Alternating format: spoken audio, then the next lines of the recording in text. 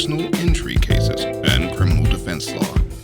Here is your host, Attorney Jason Carnell.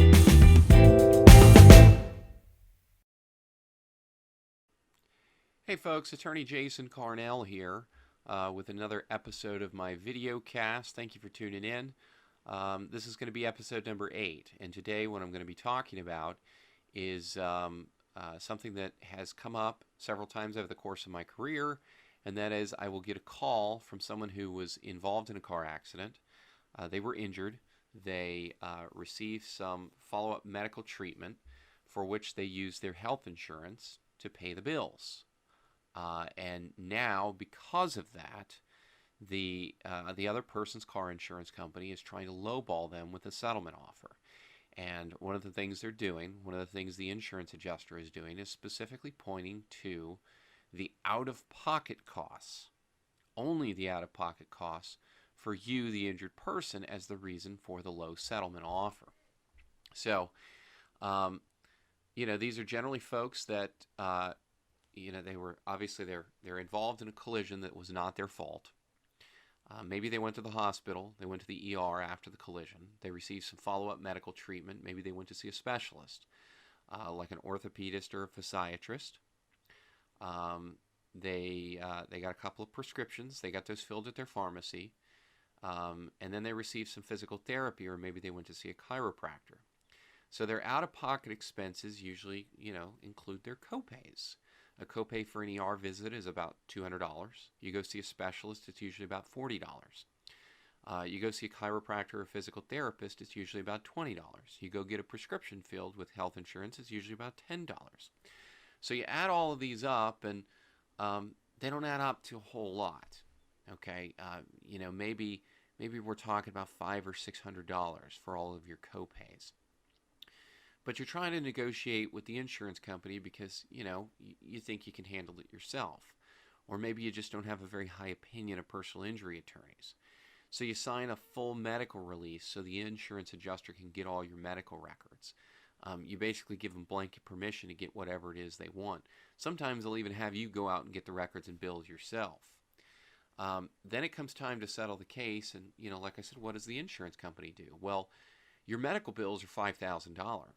Your copays are $600. So the insurance company offers you $1,000.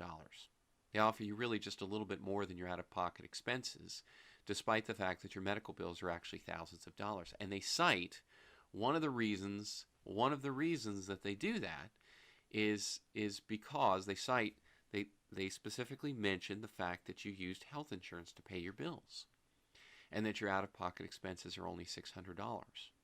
Then they proceed to tell you things like, well, you know what, you waited 6 days after being discharged from the hospital before you went to see a doctor for the first time. So the implication here is that, well, you weren't really injured. That's what they're implying, is that you weren't really injured because of how long you waited to go see the doctor. All right, they'll point out the fact that your X-ray at the emergency room showed no fractures.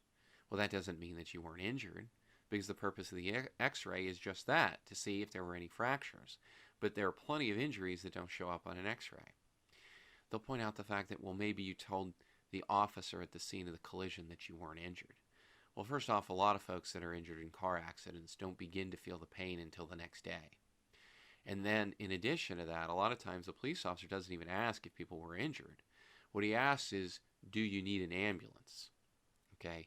And when you say no, he marks on the police report, no injuries.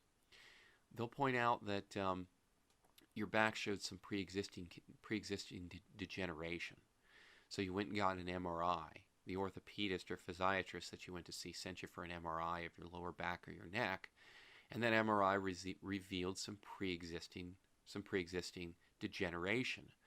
Well, the problem with that argument is that doesn't mean that you were symptomatic prior to the collision.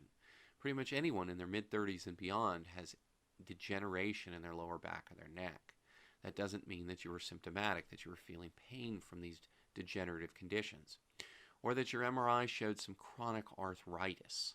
Okay, you had some arthritis forming. Well, again, pretty much anyone in their late 30s or beyond is going to show some arthritic changes in their back or neck or any of their other joints for that matter. that doesn't mean that you were symptomatic prior to the collision. It is the collision that caused those pre-existing conditions to become symptomatic. All of this, the purpose of all of this is to psych you out, okay?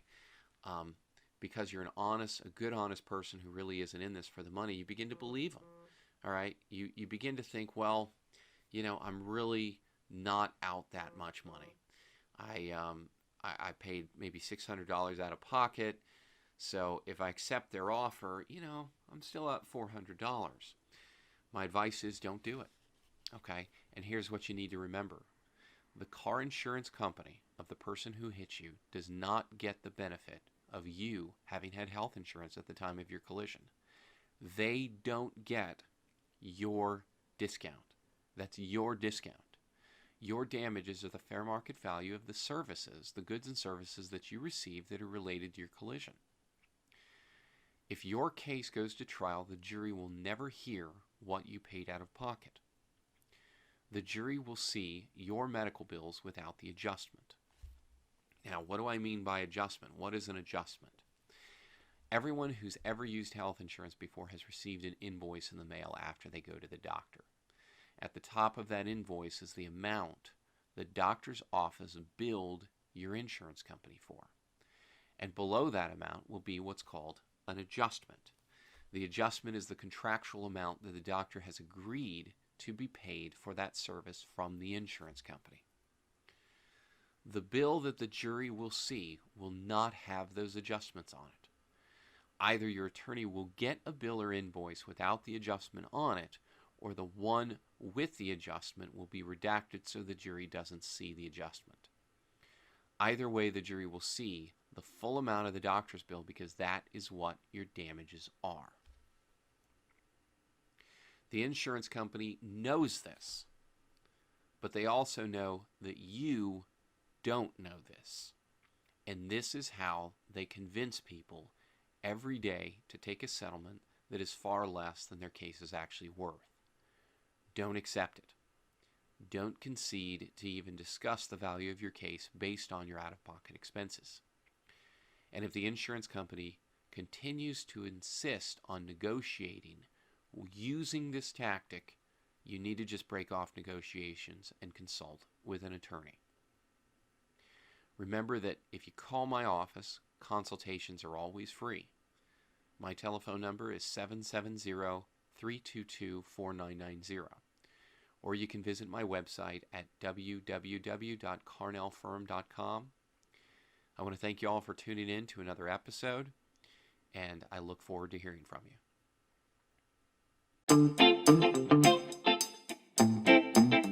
Thank you for tuning in for another episode. If you found this video helpful, please like and share it. If you have questions, remember, consultations are always free.